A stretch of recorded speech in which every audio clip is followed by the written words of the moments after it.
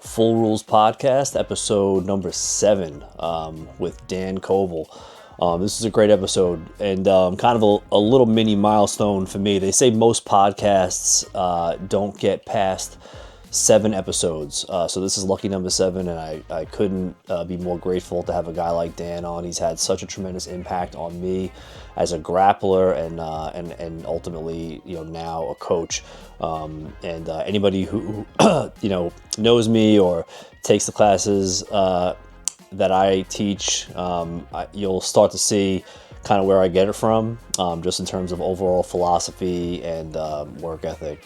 Dan's a guy who, like I said, has had a tremendous impact on me, and this was a really fun conversation, and it was great to catch up. So without any further ado, let's get it. All right.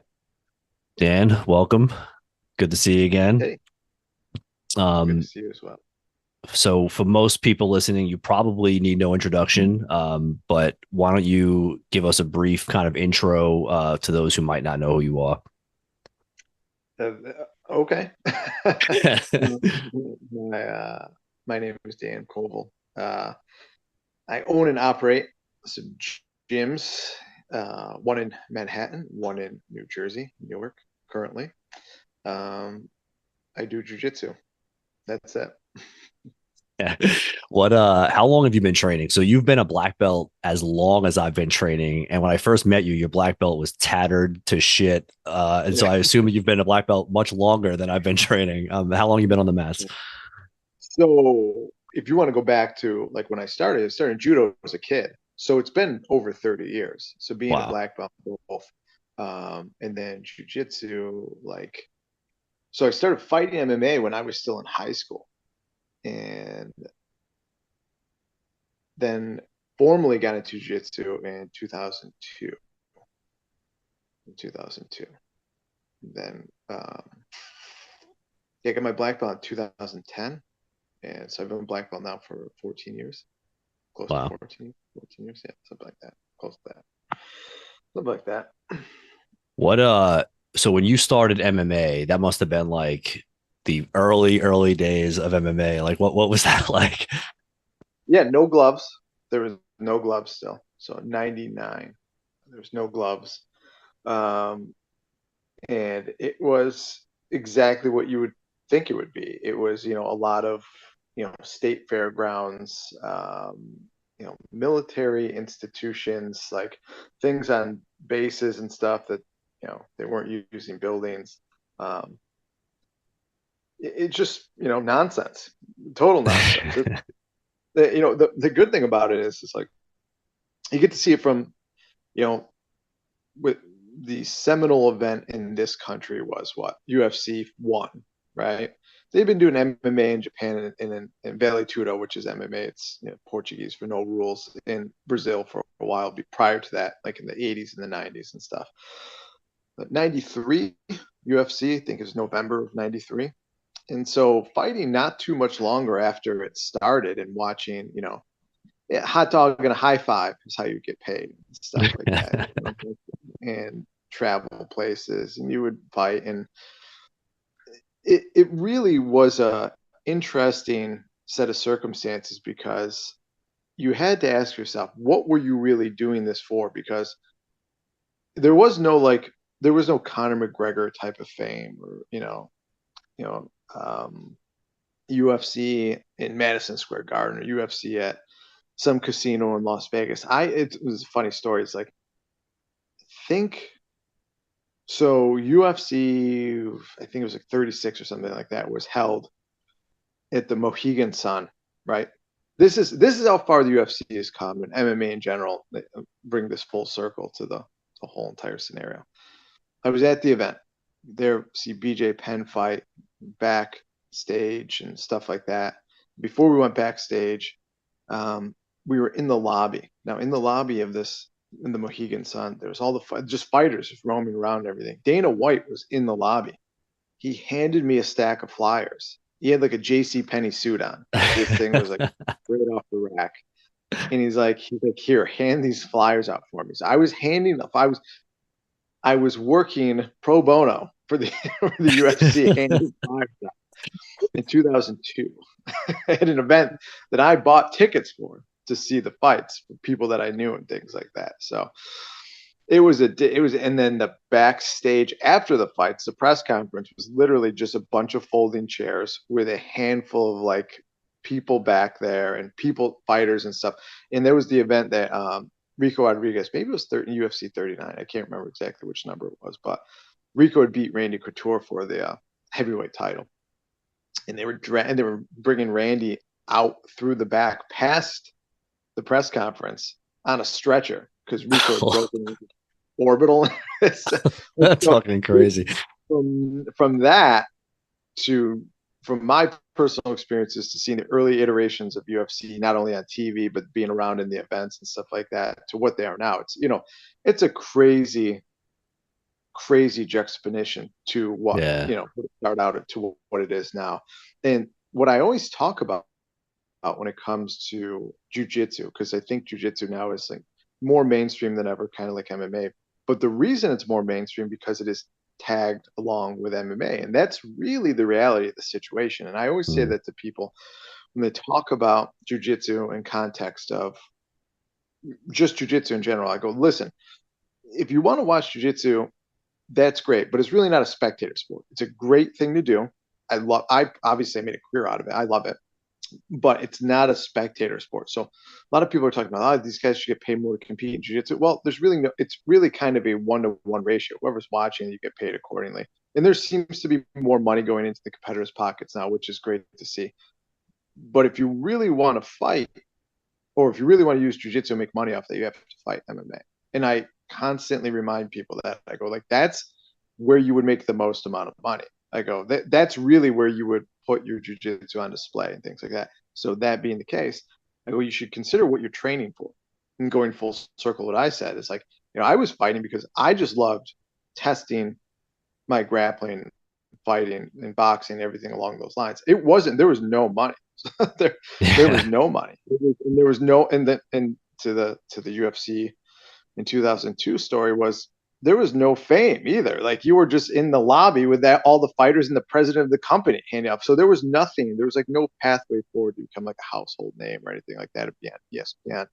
So you really should have been, in my case, and I was doing it because you really enjoyed it and you really wanted to do it versus, Yeah.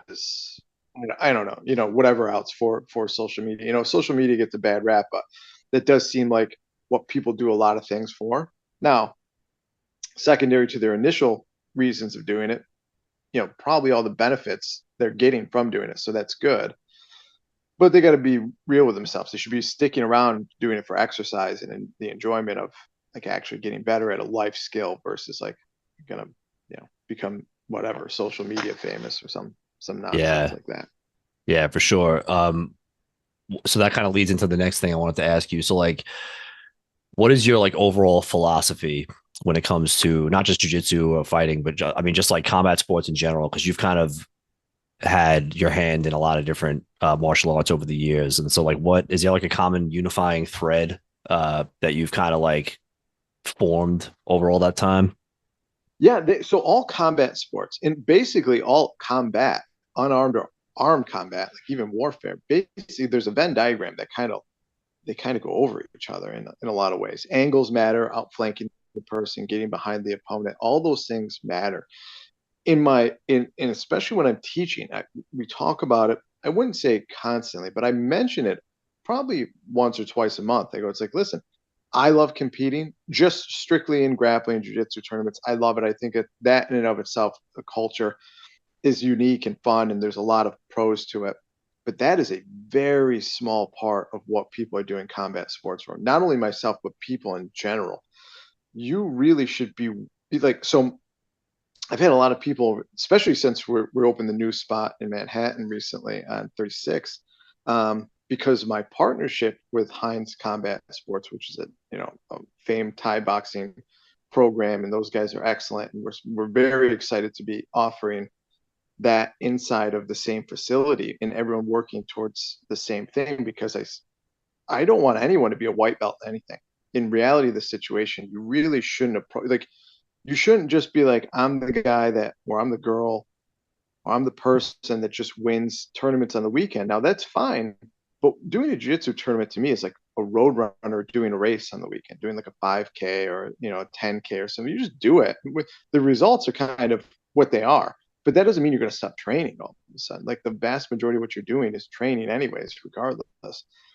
But that's such a small part. The competition is such a small part of things, and people forget like this specifically MMA was made for fighting. That's why the point system exists, because point system exists to determine how much you can finish the fight, not only with a submission but with strikes. That's why you still get points for knee to belly in jiu-jitsu Mm, tournaments.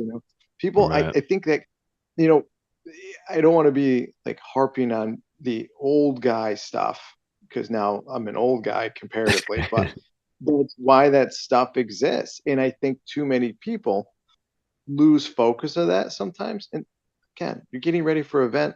That's more tactical strategy and becoming aware of the rules and the abilities that you should be taking into that scenario. But just training overall, whether it's combat sports from your predominantly striking or grappling, you have to make sure that you're keeping an eye on what your ultimate reason for training is, which is first, it should be like self defense and fitness, in my opinion, for everybody. That should be number one, should be self defense and fitness. And there is just a litany of other things that go along with that are positive. Your mental fitness, your emotional fitness and health, like those things, for being around Hmm. for as long as you have, like those things are so undervalued that you really can't oversell them to people, even though I don't try to press people about that or talk too much about it, but I do mention it. These things are supposed to be like an enlightening, for lack of a better term, experience, because it does give you a view of a lot of different things, so many benefits. And I think if people don't train all different aspects of combat sports, they're leaving a lot on the table. They're just like, oh, I'm just doing XYZ things now. Give yourself, for example, you're doing Thai boxing events now, if I'm not mistaken, correct? Hmm. Or you've Yep. done one recently, I correct? just did. I fought one. I did like a How do tournament. you Yeah. Go ahead. Yeah, didn't mean to interrupt, but like, how do you feel, spending so much time doing, I would say, predominantly grappling, and then now starting to get involved in competing in Thai boxing, not only competing in it, but training in it? How much more has that added to just the way you look at everything in general as well, like grappling, etc.? I had there was this weird, um, which I didn't expect. I had never really been confident on my feet in a grappling context, right? I was like, psychologically, I was like afraid to shoot. Like I just had no wrestling background, and as a lot of jiu-jitsu programs, don't really spend a ton of time on takedowns, and so I just like was never confident in that way. And then since I started Thai boxing, I'm just like way more confident. And it like translated 100% to my grappling game. Like now I'm like totally fine. Like I'm confident. Like I like shooting takedowns. I like kind of standing in front of somebody, not just like sitting guard right away. Um, and um, and that's just kind of like the technical side of the game. Like going back to like just the overall enjoyment and fulfillment piece that you talked about during like COVID lockdowns, um, when like we couldn't train for a while. My wife was going through cancer treatment. It was like this whole thing, like, that we all kind of collectively went through together with COVID and everything. Dude, I sunk into a fucking depression because I couldn't train. Like that was I was miserable. I mean, it went on for like Mm-hmm. a year and a half and I was fucking miserable. And I knew that, I enjoyed training and it was a huge part of my life, but I just didn't know how much until it was taken away from me. Mm-hmm. And yeah, and so like having jujitsu and Muay Thai in my life, and just the people I meet, like people like you, and just all the community. There's so much more to it than just the skill of learning a new skill and being on the mats. You know what I mean? It's like there's a whole other side to this thing that I think, and that's kind of one of the reasons I wanted to start this podcast. Not just about S&C and combat sports, but just like the overall lifestyle. You know what I mean? There's like a mindset and a lifestyle that goes into this kind of way of life. And just talking to like-minded people, I just think it's really super interesting. Yeah, it's kind of like the such a crossroads for so many different lifestyles, so many different walks of life, so many different career paths, but everyone shares one common interest, at least in that essence, like, hey, they're interested in combat sports, and then you find out how many other people maybe maybe like-minded like you, and then you start to share more of your life with these people, and then you have just a really interesting community, which is there if you want it. But it's also, the other thing is, it may not be what you need or want as well. So it's not something that's thrust upon you Mm. or it's mandatory, where at least I try to be conscientious of that in my gyms. I don't go like, hey, everybody's got to be best friends. I'm really conscientious of trying not to tell people, um, use like really like stuff that is like borderline what other people have used to manipulate people in scenarios. To like, I just ask people, go like, hey man, you can be friends with whomever you want to be friends with. You guys click. All I ask of anybody is be polite, be a good training partner, be cool. And surprisingly enough, it like everyone gets along, or bare minimum, everyone's polite to each other. They So tolerate it each does, other. yeah, they're like, well, I found that, there it because we know that over our experiences, we have had such an enriching experience on and off the mat with people we've met from training. I think it's very easy to be like, you guys don't know what you're missing. You should be friends with everybody in here. You should start to like, it almost becomes like a mental health facility, like Mm. lean on things. Like you should just be, and I try to go, just because I had a particular experience, I don't want people to feel like if they're not having it, they're missing something, or they're being a bad member of the gym or something like that. But there is that aspect of it that I think really is undervalued. And it's great if it's there, if people want it. And I think that's a really, really positive benefit to combat sports, because in combat sports, the essence of training with others is a trust factor that you don't have if you play pickup basketball or in a softball league or a soccer league or something like that later in life. Because you're little later in life, you and I are both in our 40s now. Mhm. The risk of getting injured doing something has to be mitigated accordingly, and especially people who are just coming in for, this is their hobby and exercise. You can't have people going crazy. So first things first, like, trust is absolutely at the forefront of these scenarios. And it's different because you start to like look at these people, make sure that they're okay in a lot of respects in life, and that just breeds more and more positive experiences for most people. And I think that in and of itself makes people acutely aware of like, oh man, we got a really good group of people in this place, and it's more than I thought it was going to be. Meaning, like, oh, I knew combat sports was going to be good for my health, physical health, but then they realize like, wow, this is really benefiting me in other ways that I maybe knew about but wasn't acutely aware until they get to experience it. Yeah. You mentioned, just kind of like injury mitigation through trust. And injury is one of those things that when you're doing something like combat sports, it's inevitable. Like you're gonna kind of just the overall wear and tear on the body. What are some of the things that you've done to kind of like push that back, or at least turn the volume down on a little bit?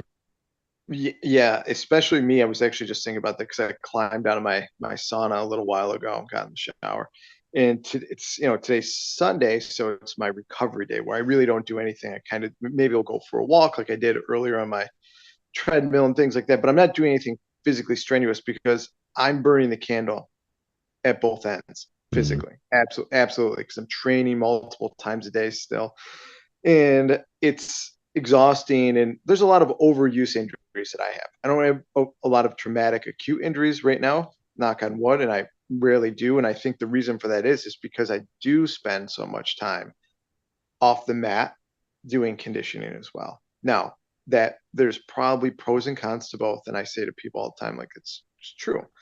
But I think you and I've even talked about it not too long ago, or at least mentioned it in maybe like a post or two with each other. But it's easy to get deconditioned doing a sport, becoming you're just very sport specific. The more efficient you get at it, the easier it is for you, the less energy you have to use, et cetera, et cetera. So it's very, very, very important to do some sort of additional workout a few times a week off the mats. Now you don't have to be like me, and you don't have to like move fitness equipment into your house and stuff like that. But again, this is my job. So like Yeah. that's that, and I also enjoy working out. It's very cathartic for me. I get a lot out of working out, just like I get a lot out of training, more than just the physical side of it. So that's probably the number one way I've mitigated things, making sure my fitness off the mat is as good as it can be. Is in like and also my diet. And again, these are pretty cliche things, but again, I think too many people look at them, shrug their shoulders because they like, they sort of did it, or they like, or they start off well, or they'll have a few days or weeks strung together that went well, and then it falls off. It's like, listen, just like you're training inside the gym, you have to be consistent with this stuff if you expect to yield consistent results. You really do. And if you're not willing to do that, I think you're just kind of you're short selling yourself, and you're kind of like looking for a magic bullet. Because the other thing I mentioned, you can get hurt training, and we see very rare injuries in our gym. Like anything, we've never had a catastrophic injury, knock on wood, thank goodness. People, cuts, bruises, regular stuff that comes along with it happens all the time. But the other thing about it is you're going to get old and beat up anyways, even if you don't do anything. You may as well be like sore from training than not train.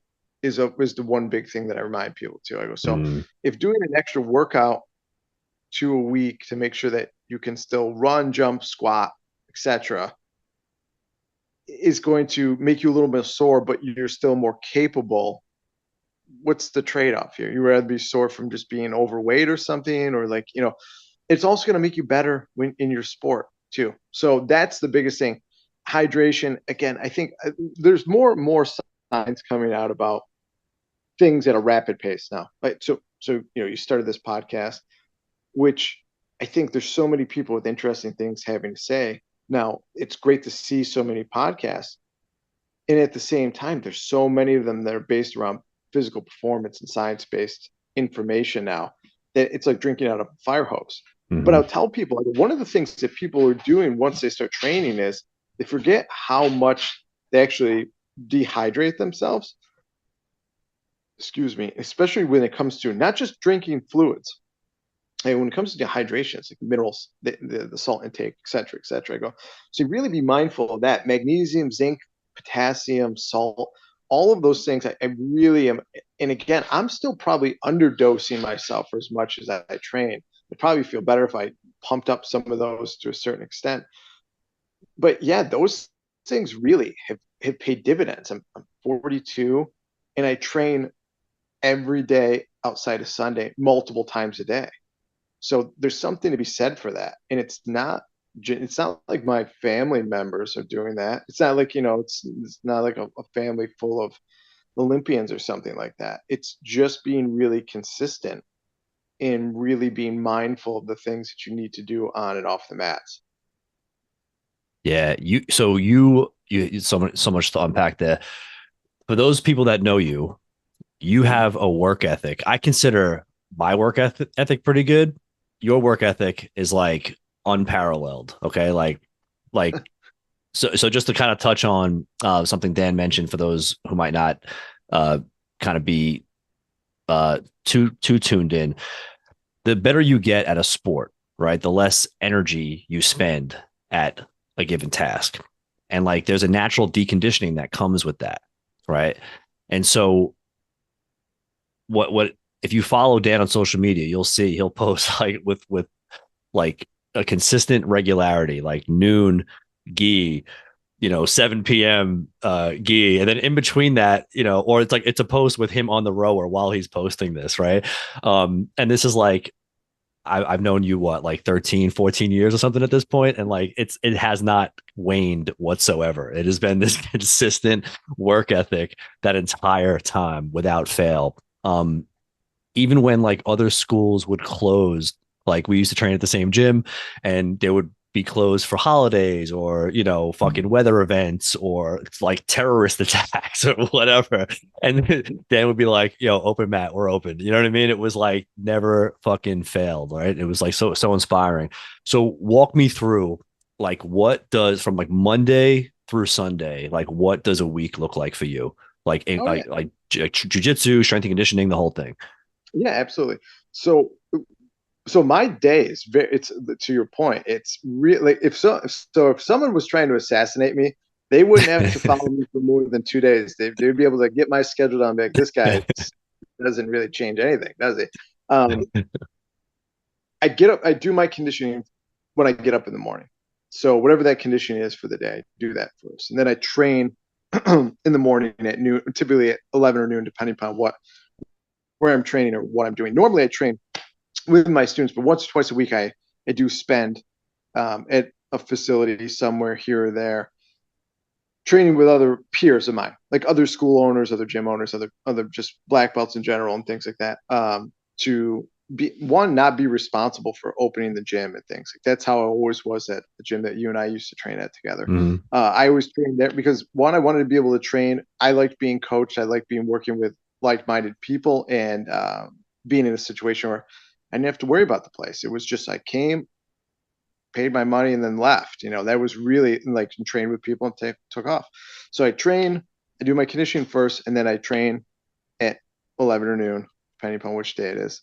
And then go home, I piece myself back together, and then I go out and teach and train again for the evening. And I train in all the classes. So, like for instance, on Tuesday, I'm in Manhattan for the noon class. I teach and train there. Come home, clean myself up, and things like that after the conditioning in the morning. And then I teach and train in the MMA striking class at 6:15, and then the gi jiu-jitsu class at night. And that's exactly what Wednesday looks like, and Thursday looks like, and Friday looks like, and Saturday it's basically just a condensed version of that. I do conditioning first, and then I teach and train in the MMA striking class, and then the no gi jiu-jitsu class, and then that's it. That's it for the day. And then some from Saturday afternoon until Monday morning, it's where I turn into like a vampire and just hide and try to recuperate and stuff. I get into my Michael Jackson hyperbaric chamber and lay there for a few hours and hang out. Upside down. Yeah, exactly. That's it. Yeah, that's it. That's it. And I tell people this, and people ask, why do you do things the way that you do them? And that's a multifaceted question, right? First of all, I'm very grateful doing what I do for a living. I think I've been in the sport long enough that I see people become cult of personality, especially people that are heads of gyms, business owners, Mhm. the business owner slash head coach. And they start to take an attitude, whether it's conscientious or not. It's kind of notwithstanding, but I see this attitude of like indifference, and then they look at people like you should be happy and lucky to have me. Now, those things are true. People should be happy and should be lucky to have, excuse me, so and so for a coach. Mhm. But you, as the coach and the business owner, should be infinitely more happy and grateful to have those people. Because, Mhm. especially in the case of this area, right? We're in the tri state area. These people could be doing anything, anything. They could get into anything around here. Any hobby, activity, sport, you name it, they could get into it. They choose to spend their time and energy and resources with you in your facility. To me, that makes my head explode. Like when people choose to train with me, I cannot, in all sincerity, cannot tell people how grateful I am that they choose to train with us because it means a lot to me. So that is also one of the reasons that I try never to shortchange people. So even when I'm out of town for whatever reason, I always make sure the gym is open. Christmas Day, gym is open. New Year's Day, New Year's Eve, gym is open. Gym is going to be open at least for one training sessions because this is also where people, this is their hobby. So on those occasions where they have days off and things like that, I want them to be able to utilize their hobby. I don't want to close for multiple days in a row because like that's fine that they have regular classes or something like that. But I just feel like you should offer the people the opportunity because again, it goes back to just being really grateful. And people will tell you, oh, you may be getting taken advantage of because people may not come, or they just know that now you're going to do it no matter what. So, but I don't care for the few people that may take advantage of that fact of like knowing that I'm going to always open the gym and be there. All the other people are super happy, super grateful for it. I could be digging ditches, in Antarctica right now for a living, but I'm not. I'm doing what I want to do. I'm doing exactly what I always hoped I could do as a little kid. I don't know how many people get to say that. I really don't. And in this world now, knowing more about other people's ways of life more than ever, it's mind blowing that I get to do what I want to do. So again, I don't take it for granted. And also, I think leading from the front, leading by example is really important. I could stand in front of the group of people and like social media, again, going back to the social media thing, social Mm-hmm. media really lets you know how cheesy some fucking people are now. And they will stand up there and they will invoke every single bad movie, like Bravehearty, like Training Day speech about how tough they are, blah, blah, blah. And then that asshole isn't doing anything to live up to that speech that they just gave you Yeah. or whatever, or they're trying to take the moral authority. I stay away from that type of stuff. I just go, listen, I'm going to do the things that I'm supposed to do as the leader in this circumstance. I'm going to be in shape. Even though I'm getting older and things like that, I'll mitigate it accordingly, but I'm going to be in shape. I'm going to be hard to kill forever. AI apocalypse happens in the next 7 weeks, and we're staring down the barrel of a Taylor Swift Terminator staring at my face. I'll take one or two of them with me before they finally crush me. But they'll know that, wow, that one flesh bag was really hard to kill, even though it was old and ugly. Like I want people to know, like, hey, their coach cares, takes it seriously. I also try to be really good at being a coach too. So studying things and making sure that I'm capable to be able to show people and articulate those things. All of that, all of that is tremendously meaningful to me. And again, I don't want to waste people's time when it comes to things. So I want them to know that like a Swiss watch, they can count on me. They know when they come in, they're getting what they pay for. And I don't take it lightly.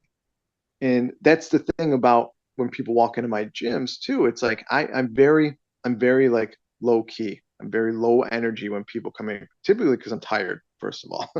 Secondarily, I don't try to do anything except for, hey, I'm going to be here to be the coach right now, right? I don't try to be everyone's friend or butter them up or anything like that. I'll ask everyone how they're doing, how's their day, things like that. But I want them to know that, like, hey, when they come in, they're going to get a certain service in this respect. And I'm really, really happy to be able to provide it, even though half the time I look like I'm dressed like a homeless person, first of all. Secondarily, I look terrible, like I'm all beat up all the time. But I am very happy to be there and I'm very happy to do the things that I do. So that's why I keep the schedule I do. It just really is that, it comes from a place of gratitude and a place of like, I can never let this opportunity pass me by. And I think the easiest way to let that happen is just to kind of forget that you should be grateful for having so much opportunity to do this. Yeah, that's fucking powerful, man. Like, I'll speak on behalf of all of us who have benefited from that schedule that you keep. I could always count on you um, to like I posted the other day. Someone asked like, "Who's your most educational role?" And it was like every time I've interacted with Dan Covel, I have fucking walked away with a lesson, right? And even just watching you do that shit, even just like knowing that you're opening the gym on Christmas and just like, you know what I mean? Just like from afar, that has translated into how I interact with those who are stupid enough to trust me with their jujitsu. You know what I mean? I really just try to emulate so much of what I've kind of gleaned from you over the years. And it's one of those things that I talked about in my story the other day was just you kind of referenced it a little bit earlier. Um, just like matching the energy of my training partner. You know what I mean? Like the story that I told is when I was a blue belt and I'm fucking spazzing out on the mat and you were just like, dog, like I'm not going ham on you right now. And I was just like, Oh, right. Because if he was going ham on me, I'd be like a fucking stain on this mat right now. You know what I mean? And it just like that lesson stuck with me. And another one that stuck with me that I shared about a couple months ago was like letting people work. What's your kind of take on letting people work? Because you really influenced the way that I approach this. Um, Mhm. but I want to hear it from the horse's mouth. So I don't know if it's a different approach than other people per se. I think the emphasis of what I put on it is maybe different. So I always use new people. So for people who've never been in my gym before, I'll give you a really quick synopsis. You're gonna come in and I'm gonna go, hey, happy to meet you. We're gonna put you through. You're gonna work in with people that are doing the regular technique, and they're gonna show you the most basic technique when it's your turn. And then I'm gonna look at you and go, do you want to do jujitsu today?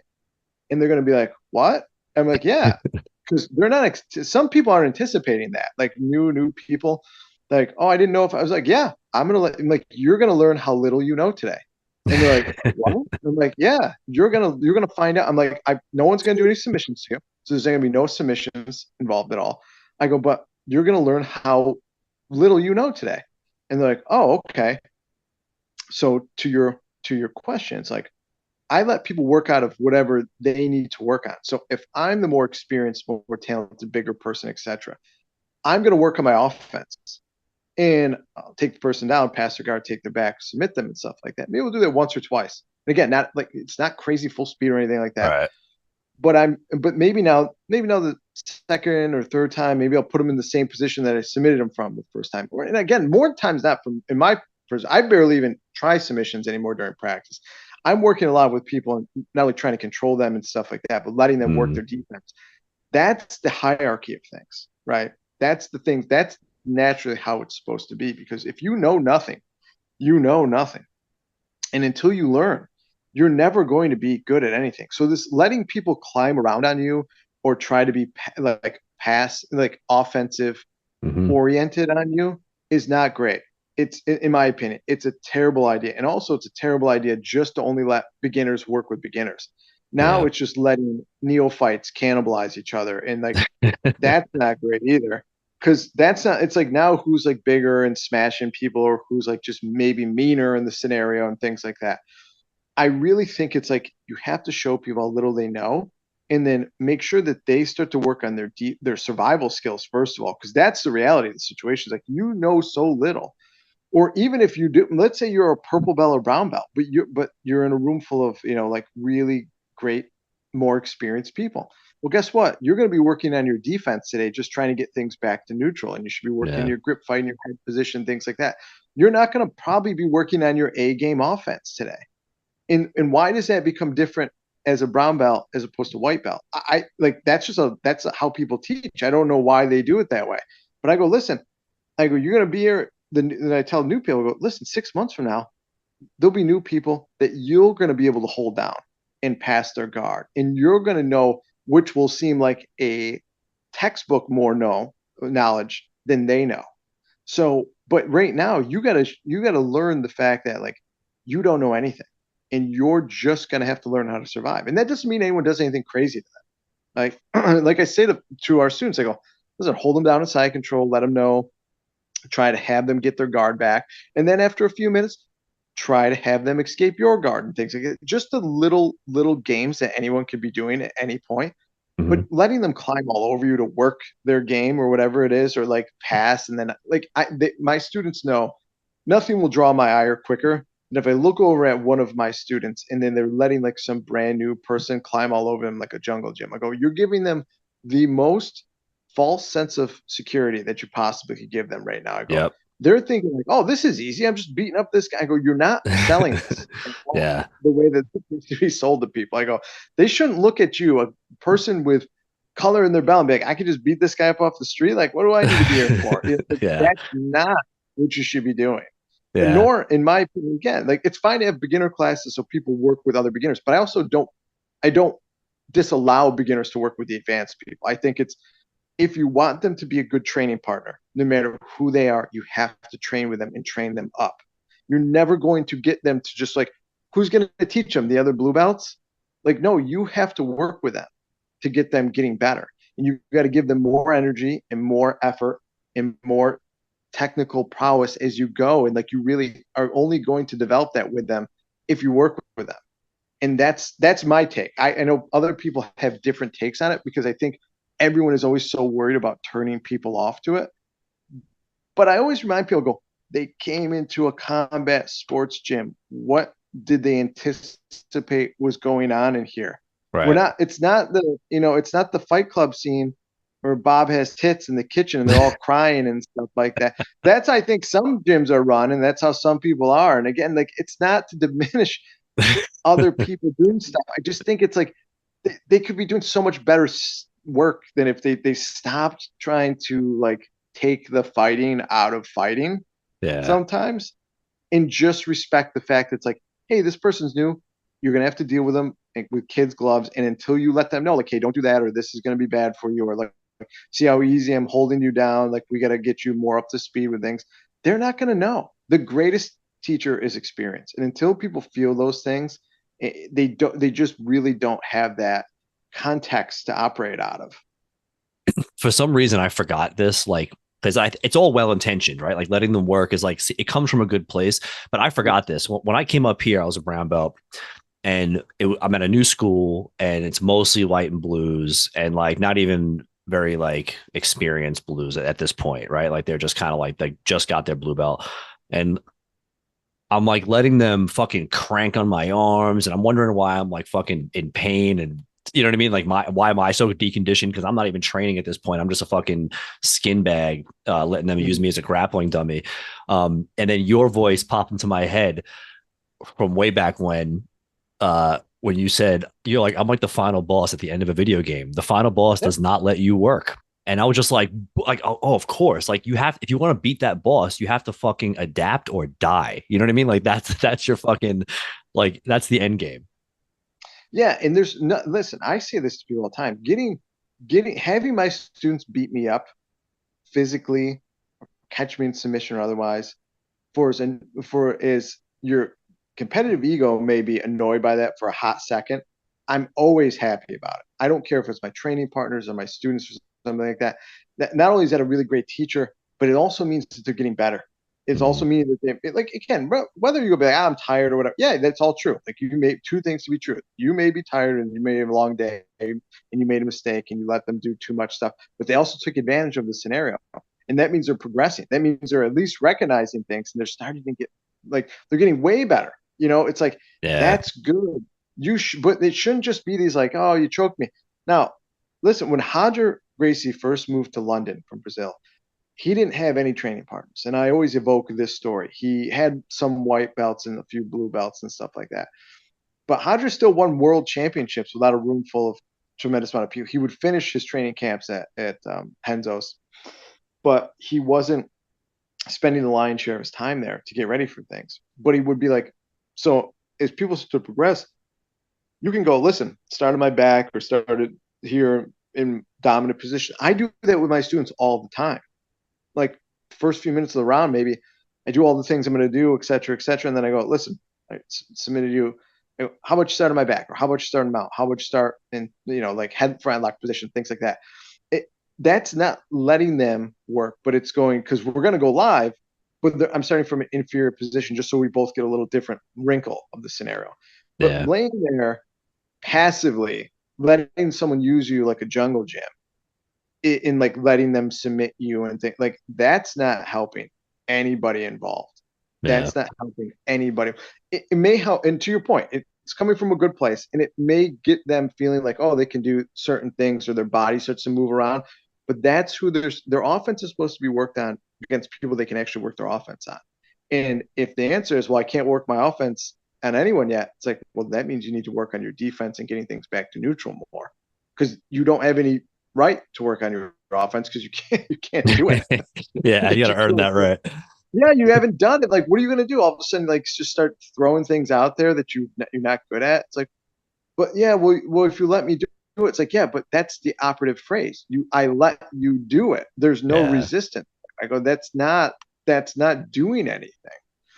And I find that even in the striking class and stuff, and I tell all the students who are doing stuff there, I go like, listen, we're gonna work and I'm gonna let you guys move around and things like that. I go, but I'm gonna pepper you with a lot of leg kicks and body shots and clinch and knees. I go, and it's all gonna be to the body and very rarely to your head and things like that. I go, but I'm gonna match your energy.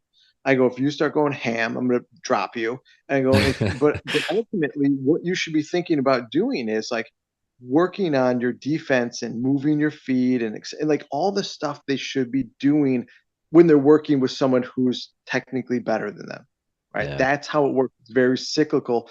And as those new people get better, we all get better collectively, and then they help new people get better collectively because they get to work on their offense. And it's so cyclical, it's crazy.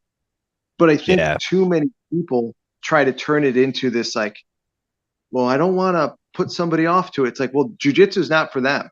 Right. If they think like if getting smushed is off putting, then it's not for them. I just there's no other way around it. Like you can't take the combat aspect out of combat sports and make it effective. Yeah. Go Now go you're play breaking fucking fine. pickleball or some shit. And that's fine. There's nothing, and see, and that's the thing. It's like that's not when I say that, I'm not making a dismissive remark like I'm tougher than you or anything. It's like no, this is just inherently baked in. Like if I got mad playing like chess because it was difficult or people were better at me, it's like maybe chess isn't for me, right? Like Right. maybe like if I can't handle the fact that it's going to take me a while to get better at chess, and I may never be as good as whomever, but I enjoy chess and I just want to do it because I do it, then I'm setting myself up for success. But if I'm just always mad about it because it's like, well, chess is tough. Why won't they just let me win? It's like, well, are you winning? Like, what are you doing? Like, and you're not getting better because the person's Right. not trying. So it's like there's no inherent skill building scenario in that at all. None. That was fucking awesome.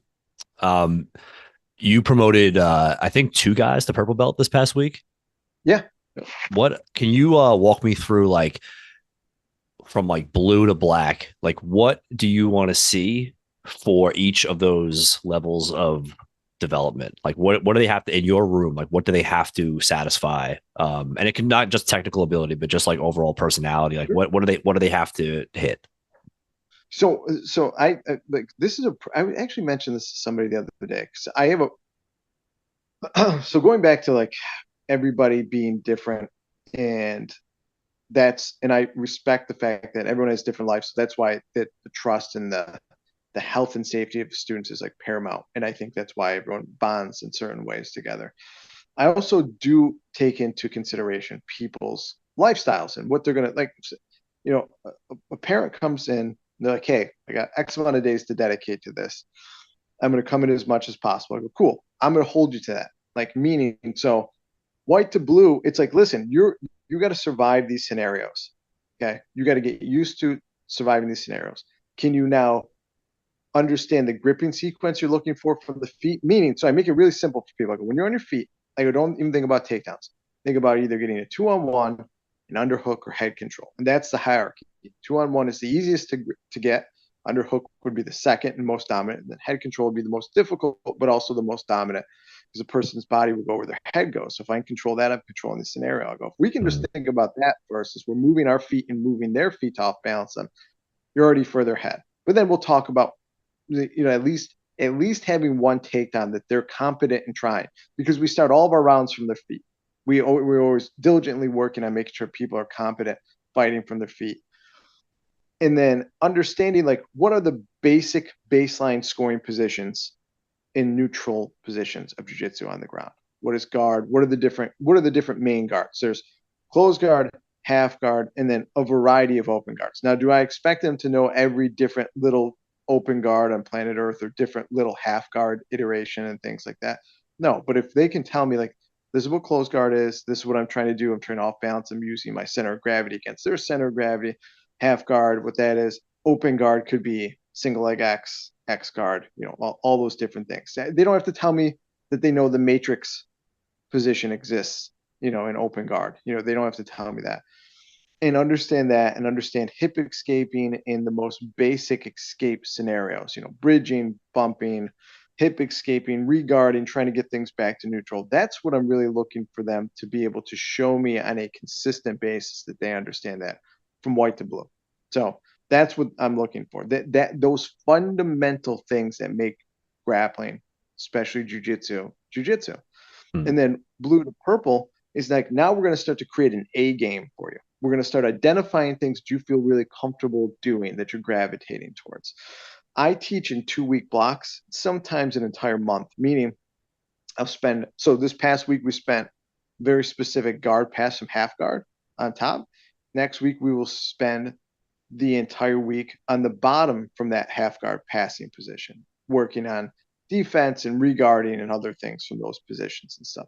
So people not only get a chance to work on getting into that position multiple times, but also identifying the opposite end of it, the offense defense aspect of it. So now when people start to see these different things, these different positions and different techniques as we go on, I want people to start going like, yeah, I feel comfortable doing this from my guard. I feel comfortable doing this passing guard. I feel comfortable doing like, okay, great. I feel comfortable doing this from my feet. Let's really start to refine that. And as we start to refine that, we really are starting to go, how can you do those scenarios or those A game, part of your A game, to your peers or to people lesser than you, white belts and things like that. So my blue belts are really starting to impose their A game on their peers, as well as the people who are, white belts and coming up and things like that, and really show that technical ability. That's when we start going, okay, now you're starting to prepare for purple belt. Purple belt is now starting to add a lot more dimension and wrinkles to their A game. How many more things can we now add with confidence? It's not to say the blue belts don't already have confidence in A to B to C scenario, right? They have an algorithm. It's just probably clunky, right? Mm. And I'm not going like, oh, they got to know 1,000 things from all these positions. No, I just, I know that they know them, but by purple belt, we need to really be refining these scenarios, and they should be able to tell me, multiple options from everything that they're trying. Now we really are starting to go like, show me what you're capable of doing from these positions from your A game. And then from purple to brown, once you're looking at your brown belt, once you get that, you really have to be showing like, now you can control people off of your A game. You should be able to take people down that are your peers and lower. You should be able to pass a guard. You should be able to sweep them. You should be able to now really be able to control them in dominant positions, taking the back, holding mount, holding side control, north, south. All those things should be relatively in your favor in most scenarios to start seeing that like, hey, now you're starting to sniff, the black belt situation. And the black belt situation is just if you're able to now start submitting these people, because with your great control and your ability to control your peers, now your ability to submit people just skyrockets, right? Mm. Like it just really skyrockets. You and I have both seen blue belts who got really good triangle or something like that, and they can catch anybody. Doesn't make a difference who it is. If you give them a little bit of daylight, they'll hit that triangle on somebody, and they Mm-hmm. could catch anybody and put someone's lights out with it. Was the rest of the game black belt level? No, or even purple belt level? No. So they got stuff to work on. But by the time you're getting close to black belt or going to get that black belt, you should have if I could sit you down in front of a computer and go, type out your game for me from your feet, what your options are, what you're looking for from start to finish, and then passing wise and playing guard. And then in all these negative spots too. Show me how you'd be escaping back. What are multiple different options? All of the things like this person should have no problem typing me out a report of what they would do in all of these different scenarios with multiple different options with confidence. Yeah. So that's what I look for with these people, and that's kind of the mile high view, because everybody has strengths and weaknesses, and it maybe they can only train twice a week, and they're the smallest person in the room. Listen, so Right. that's the coaching part of it too. It's like, so now that's why I have to make sure that I'm heavily invested in their development, getting them better, and making sure that, like I said, when they go, hey, coach, I can come 3 times a week, and then they come to me or they go like, uh, I didn't get promoted this time or something like that. Because I always tell people, I go, when it comes to promotions, I go, listen, you guys earned this. I didn't give it to you. So you earned this, meaning you did the work. So I tell people months in advance. I go like, oh yeah, you're going to get your purple belt. These guys got their purple belt, and a few more are going to get them, because we're not doing like a collective promotion right now because of the new space still being under construction, etc. Right. I told them months before. I go, you guys already earned it. I go, as long as you just keep doing exactly what you're doing right now, unless you disappear off the face of the planet, I go, you're going to get your purple belt, because they earned it. And if they didn't, I always tell people, I go, listen, you can come to me, we can talk about it, but come to me respectfully because remember, you earned this. It's not about me giving you something because I like you. We do have a standard. And I just kind of roughly gave you that outline of that standard. And if you're not meeting that standard, even within the context of your considerations as a human being, as a working human being, which again, I understand. Some days you're going to miss practice, whatever. But if you're telling me you can come 3 days a week and you've consistently only come for two, I'll look at them and go, listen, you're leaving another day on the table. And if you can only come 3 days, which is fine. If for an adult, I say for like a working adult, I go, that's a really sweet spot for people. You can make a lot of really good, consistent progress and get really good if you're training like 3 days a week consistently. Beginning of the week, middle of the week, on the weekend, whatever it is. You really can. You get really good. But we start with that type of stuff. And I just look at people and go, I'm leveling with you. Like I'm not trying to make this harder on you at all. I'm doing Right. everything possible to make it and be a good resource for you. But you have to do everything you can with their considerations, right? Like I tell people that all the time. So that's the big takeaway in the way that I promote people at least. Yeah, that's awesome. What are your feelings on belts in general? Like, I think like I have kind of mixed feelings on belts, and not like overly positive or negative, but I think belts mean something. I don't subscribe to the camp where they mean absolutely nothing. We have a ranking system, like it or not, and it is what it is.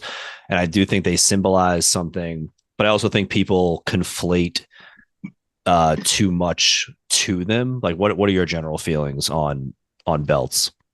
Yeah, I'm right with you. Like that, what you just said is exactly basically how I feel. I feel like belts are representative of skill or knowledge, more so than capability. Mm, So you'll get sometimes, and I've heard this before in my gym and other gyms. I've heard people go like, "I submitted that," but you'll hear blue belt or purple belt be like, "Well, I just submitted that brown belt, black belt a bunch of times today." It's like, okay, good for you. But do you have any of those skills that they do? Do you have that knowledge they do? No, maybe you got like we just talked about. Maybe you got a really sick triangle or something, yeah, and that's great. There's nothing wrong with that. But do you know the other parts of it that belt is supposed to represent? Right? Like in being able to teach people and pass that knowledge down is about knowing things, about not just doing them. In a 25-year-old guy choking a 47-year-old tech guy out is not going to make me come around and go like you deserve your whatever next ranking is. yeah, That's not going to cut it.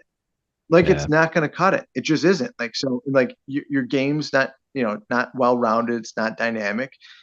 And while it's going there, like that's not going to do it for me. And the same thing goes for the black belt guy who's just wandering around with his hands in his pants and is always invoking his age. Now, like we said, we're already in our 40s. We know we're old fucks, yeah, in a young person's thing, but that doesn't stop me from getting out there, and that doesn't make me shy away from. If I'm not feeling great, if something's bothering me, if my neck is bothering me, my back is bothering me, I'll tell the dudes like, and I go, I'll tap. I go, you still got the yep, submission, or whatever. It's like, I'll train with you, and it's no problem.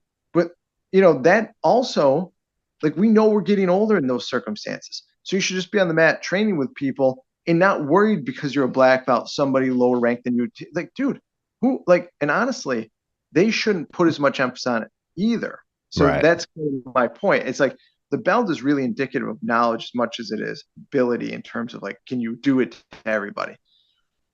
No matter who you are, folks, if you're listening to this right now, listen to me very carefully. All of your favorite fighters, submission artists, grapplers, strikers all got their ass kicked, have all got their ass kicked many times and still do to this day. It never stops. So don't, and I think that's the problem with the belts though. Like it becomes mystified, like it becomes mystical. Like there's a hmm lot of mysticism still, not as much as there used to be, but there's still around because of martial arts. It's like they always try to keep that mysticism around it, like the black belt. It's like, nah, yeah, man, like that's not always the case. So putting the emphasis on that for that reason is like kind of like, what are you doing? That's kind of crazy. I'll listen in. I'll listen to anybody. Something like a brand new person may have a take on something because their body only functions a certain way that I never thought of before. Mm. So I don't dismiss people because they're a lower rank and I'm a higher rank either. Like becomes very that becomes part of the problem with the ranking system too, is because people are like, wow, I'm just, and that's, dude, that's life in general, right? Someone works at a company for so long, like the guy working at the entry level position doesn't know shit. When in reality they might know something, and you'd be wise to pay attention or at least hear them out before you go, like you just have to be very careful of that. And I think that's where some of this stuff gets lost. But on the flippity flop, if you're a person that's high rank, you should be representing that high rank, being helpful, being on the mats, training with people, kind of let that ego. Listen, that's another thing. There's so much ego. People leave your ego at the door. That ego's coming with you. Everyone's ego is in tow. It's coming with everybody. I don't Yeah, even bother saying that shit. That shit's yeah, ridiculous. it is. Especially if you're a competitive person. My whole entire life prism has been through my competitive nature. I am a psychopath when it comes to that kind of stuff. I will, but the grudges I hold for my second grade teacher when she said something to me is through my competitive prism. It has nothing to do with what they said. I go, my filter is, I'll show you. Like, it's not like anything bad. It's just like, I'll show you. Into that point is that competitive nature is coming with people. So there's going to be an ego, but you just have to like have an inner dialogue and go, am I better served training with people, ego notwithstanding or not? Yeah. Okay, good. Because it's going to be mutually beneficial for all of us. So kind of drop the whole, like, I'm a black belt, and you guys don't get deserve to train with me, and train with as many people as possible all the time. Everyone is going to get better for it. Everyone's going to benefit for it. And then ultimately, people will then value those belts more too, because they see it does mean more than just, beating everyone up in the room. It will Yeah, hold much long. It will hold a greater value long. yeah. It's like, I was so spoiled that I didn't even realize it. Like I had such a wealth of uh training partners when I was down in the city. Then I moved to a smaller area, and it's like if we get 5 people on the mat that day, that's a good day. And we got this one kid up here. He's like a blue belt. He fucking wrestled in high school. He's 22 years old. He does tree work for a living. This kid's a fucking savage, and he fucking kills me. And I fucking love it. It's like I seek that shit out. You know what I mean? Because it's just like I'm here to fucking get better. Like I will constantly, I probably got this from you, just put myself in bad spots so that I can just work on it and see where I'm making mistakes. And that fragile, I've seen so many guys just like duck the hard rounds for so long. You know what I mean? And it's like everybody suffers because it's the same thing as like letting people work just on the opposite side of the spectrum. It's just like, you just want to protect this this frail ego. And now no one's getting better, right? Because now you just lost the training partner with all that knowledge.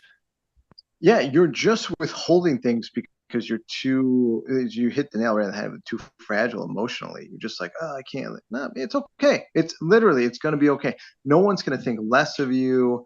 I'll even take it one step further. And this is why some people, like, if they don't like competing there's a wide reason why people don't compete after a while, especially as you get older. If you've done it, you've been there and done that. But if you've never done it, I always say, like, maybe you should do it. And they're like, well, I don't want to get, I don't want to be embarrassed or something like that. I go, it's not. I go, listen, the biggest events in the world happen, and 2 days later, I could put a gun to somebody's head and go, who just won that event last weekend or who lost? And they'd be like, I have no clue.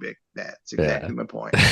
Like they come and go. The Brazilios are going on right now, the IBJJF Brazilios. Yeah. I would have no clue who wins those, even when they're done. And if someone told me they won or they just compete, I would have the same. I'm like, good for you, dude.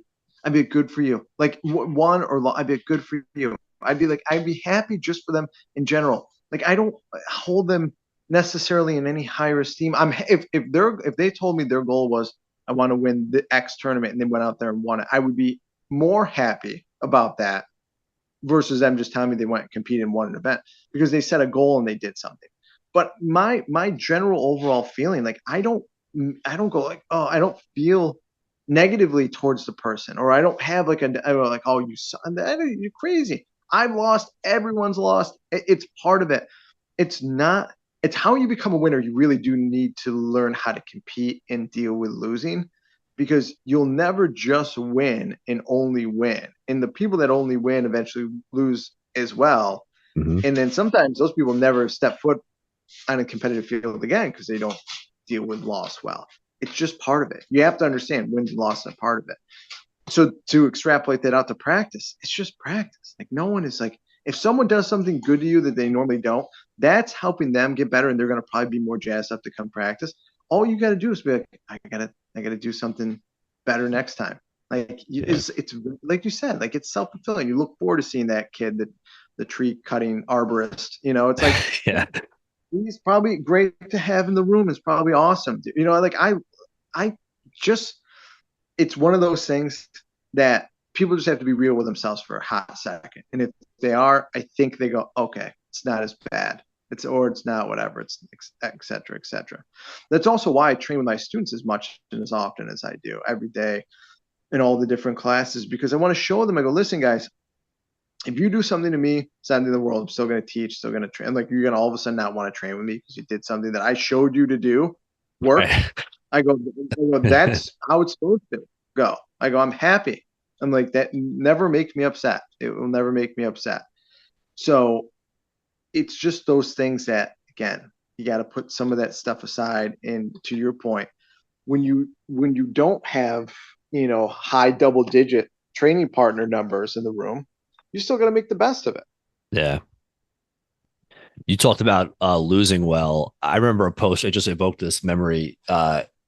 You posted. I don't know. It was probably like fucking 10 years ago at this point. What you do with all of your gold medals that you've Mm-hmm. won? What do you do with them? They're in boxes and bags somewhere around the house.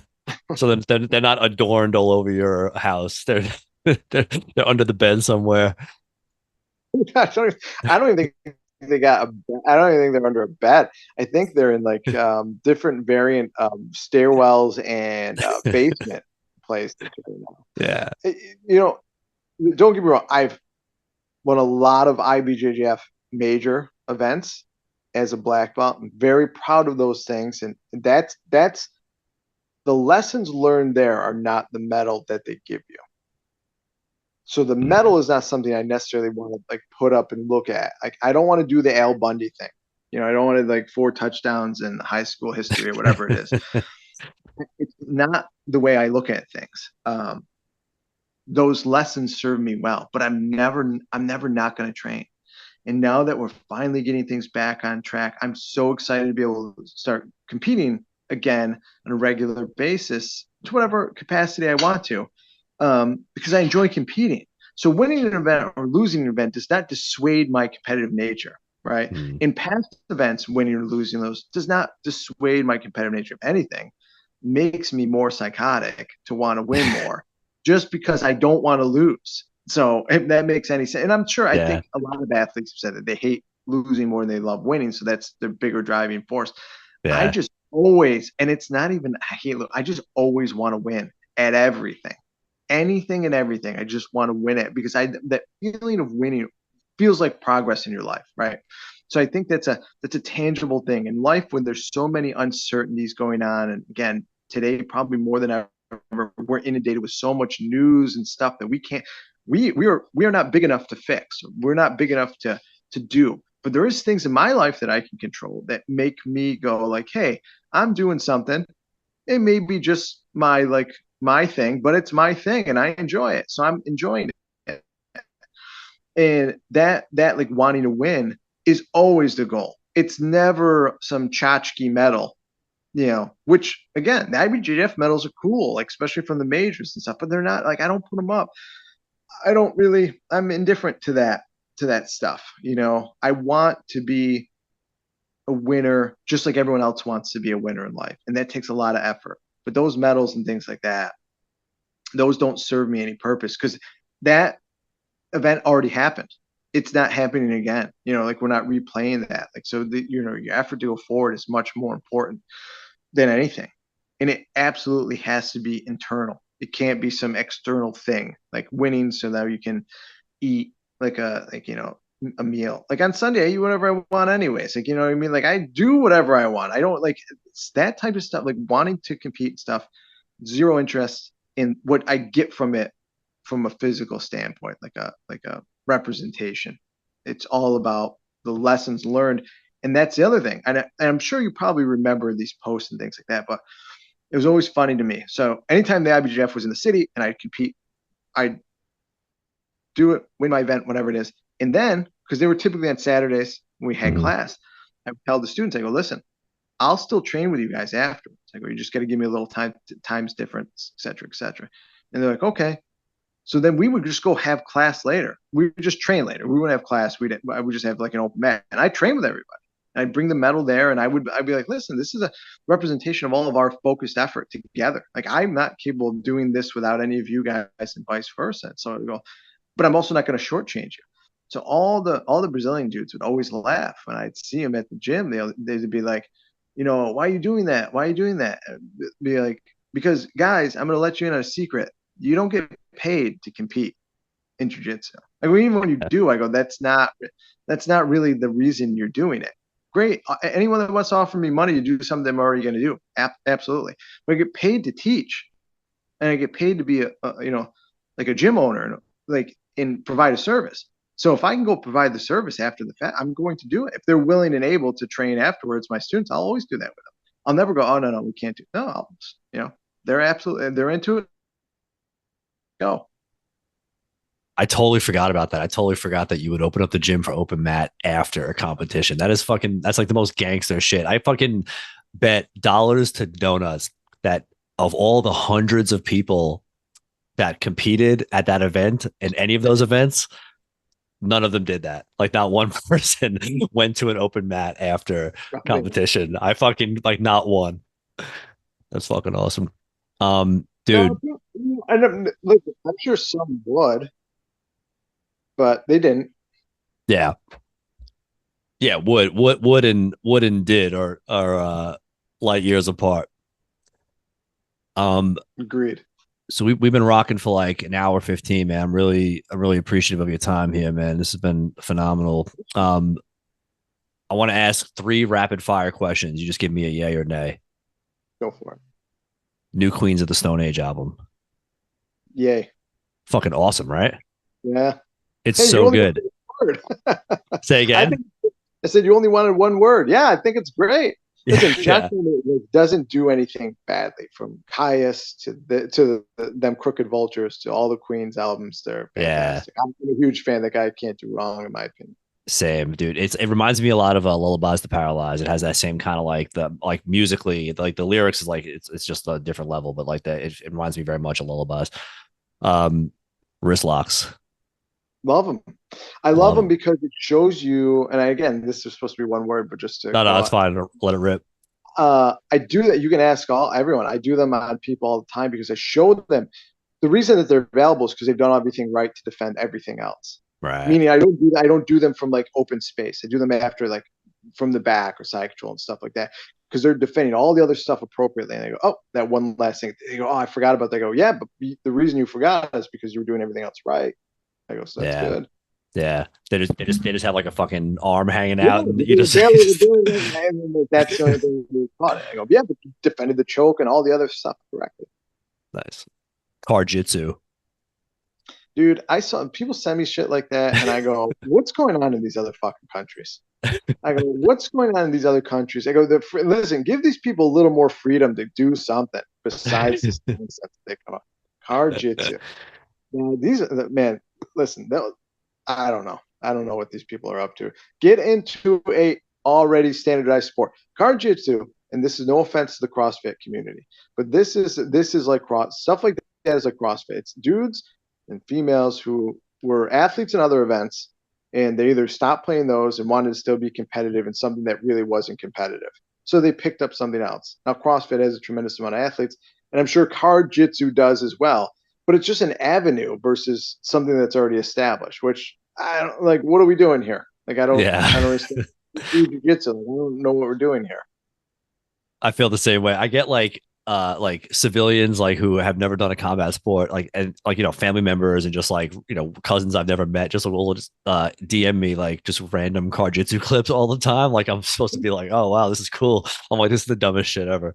Yeah, they're fighting. And then there's other ones that fight in the phone booth and stuff. And I go, what Yeah. happened? I go, what's happened? I go, you people can't fight in open space. What do you think? You're gonna get better fighting in a car all of a sudden? Like crazy? Do we even have phone booths anymore? It's like what the No, not unless you're in England and there's those like nonsensical yeah, the things red just ones. standing. Yeah, just those red things. Amazing, Crazy. man. Where can people? What's like the best place for people to like follow you, learn more about you, and see what you're up to? Uh, Instagram is probably the most old man user friendly social media app for me. So I always post on that, and then like that allows me to be able to repost like Facebook and stuff like that. You can always message me there. That again, that one seems to be the easiest, whatever reason. I'm never getting TikTok, so don't even bother asking. Like I'm not a 15-year-old girl No dancing looking videos. happening, but no dancing to whatever, sad song or whatever it is. But Instagram's really easy. Facebook as well, but Instagram's probably the easiest, just the most user friendly, I think, in my opinion. They can always email me as well, the email stuff, and the website. I get the worst website on planet Earth there, but it doesn't matter. Like social media seems to be a platform, especially Instagram, that kind of checks a lot of boxes. So that one seems to be the easiest. You have the So they can always second get a hold you have the second worst website on of planet me. Earth. I looked at yours in preparation for this. I think I have the worst website. I have literally the Latin like placeholder words that they put like for the text. Like it's on my website. I Um, tell people all the time, if people go, like, you should do something with the website. I go, but what? And what am I doing with the website? right. To me, at least at this point, I go, it's kind of, I have it because I have it and people anticipate you having it. So I have it. But the day-to-day real-time interaction really comes through social media. So I always Yeah. say to people, that seems to be where I should put my energy and effort. So I'll keep some janky, like website indefinitely, but the social media stuff is really far more interactive. And if you ever need to reach out, it's the easiest thing to do. Yeah. People like staring at their phones anyway, like they already have it open. Yeah. Um, and I'll go ahead and put all that stuff like in the show notes for this, as well as the location of the new gym. You want to talk about that a little bit, where you're located for people in NYC or visiting NYC?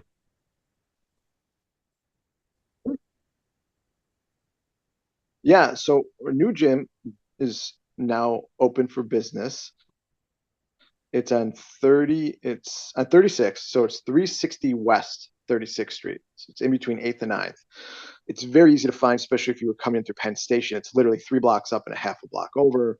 Same thing from with Port Authority, but it's just the opposite. Like a few blocks down and then half a block over. Um, it's on the first floor. It's all glass in the front. It's actually probably one of the bigger mat spaces in the entire city. Mm. Um, we're really happy to be able to provide that. And also, we have a space in Newark, right next to University Hospital, um, which has free parking, et cetera, et cetera. So I really did my best to not only get people involved that care like I care about providing the service that people pay for, but try to find the most friendly, accessible spaces for people to be able to come and train. And the new space in Manhattan is showers will be done soon, and they're full locker rooms for both men and ladies and stuff. And like I said, the mat space is huge, so you really can't ask for more than that. Plus, you can fight right there and then go right to Midtown and then fight a whole bunch of people if you want. So it's really good. Whatever. Yeah, fuck yeah. I'll put all that stuff in the show notes as well as like contact info for anybody interested. Awesome, Dan. Thanks again, man. Like I've shared Thank a you. million times, like you've had such a impact on me, and by extension, the people that are, in my care. So again, I can't thank you enough, but really, really grateful Dude, for you. literally my pleasure, and I'm here to help anytime, anytime. Awesome. Thank you, man. And yeah, I'll talk to you soon. Thanks, dude. Speak to you soon. Later, bud. Hey all, I hope you enjoyed this episode. Please make sure to like, comment, and follow if you're watching on YouTube, and to follow the show on the podcatcher of your choice so that you never miss an episode. It really means a lot. Thanks.